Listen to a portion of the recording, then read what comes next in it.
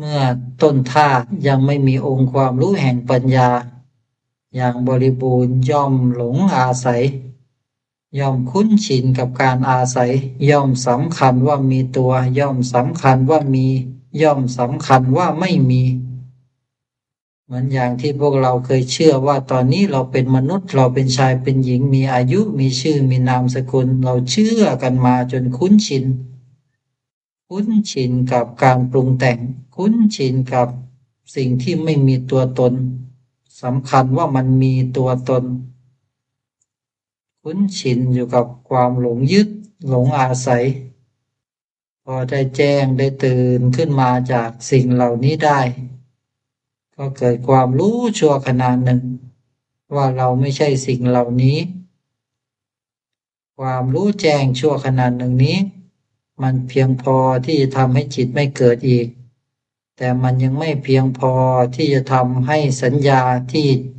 ยึดมานานแสนนานได้สลายไปสัญญาทั้งหลายก็ยังคงค้างคา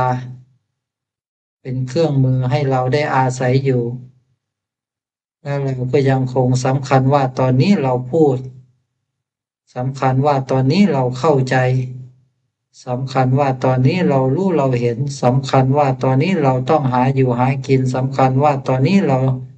มีเหตุที่จะต้องทำอะไรบางอย่างเพื่ออะไรบางอย่างสำคัญว่าฉันรู้ฉันดีฉันเก่งฉันเข้าใจสำคัญในความถูกสำคัญในความผิดเพราะความที่ยังคงอาศัยสิ่งสกปรกเหล่านี้เพราะความที่ยังไม่เห็นโทษเห็นภัยแห่งสิ่งสกปรกเหล่านี้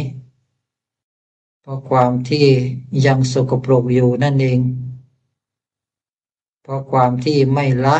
ซึ่งสังขารปรุงแต่งทั้งหลายทั้งปวงเพราะความที่ไม่เด็ดเดี่ยวเหมือนที่พุทธะทั้งหลายท่านเด็ดเดี่ยวเพราะความที่สัจจะไม่ตั้งมั่นแข็งแกร่งเหมือนดังพุทธะทั้งหลายเพราะความที่มีแต่อุปนิสัยแห่งความเห็นแก่ตัว